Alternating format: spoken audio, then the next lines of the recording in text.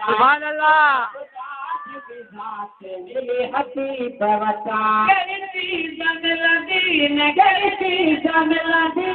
भला मिली हबीब वटा खुदा जी बात मिली हबीब वटा जग में हुजन जो निकरी पितारो हबीबन जे हथ में खणी रोज तारो जग में हुजन जो निकरी पितारो हबीबन जे हथ में खणी रोज तारो नसीब वटा खुदा जी बात मिली हबीब वटा खुदा जी बात मिली हबीब वटा भला दीब वटा खुदा जी बात मिली हबीब वटा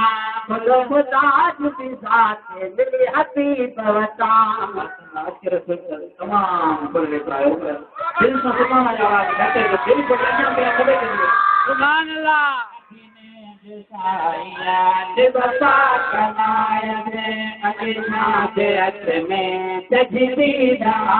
सुभान अल्लाह बपा कनायत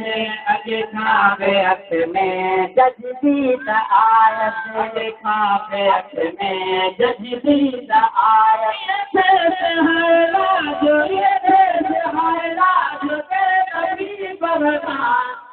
खुदा जी बात मिली हबीब वटा खुदा जी बात मिली हबीब वटा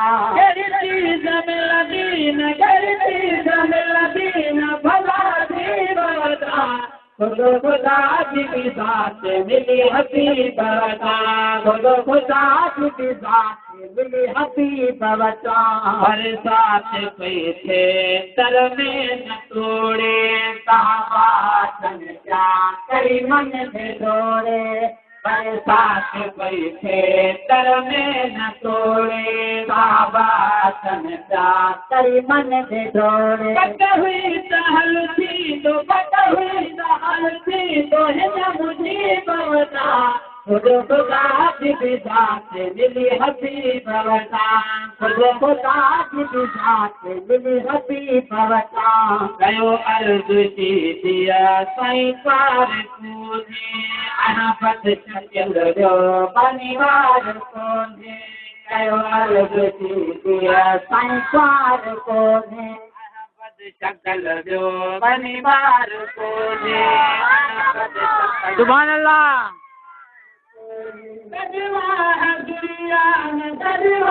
दुनिया में कहे करीब वटा खुदा जी बात मिली हबीब वटा खुदा जी बात मिली हबीब वटा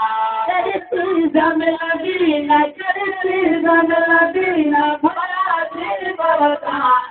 खुदा जी बात मिली हबीब वटा खुदा जी बात मिली हबीब वटा ॾिसो जाॻे आहे बदगोर जहिड़ी महबूब जायते बनी गोर जहिड़ी ॾिसो जाॻे आहे बदगोर जहिड़ी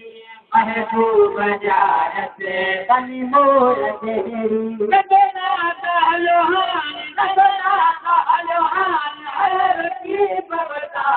खुदा जी बात मिली हबीब वटा खुदा जी बात मिली हबीब वटा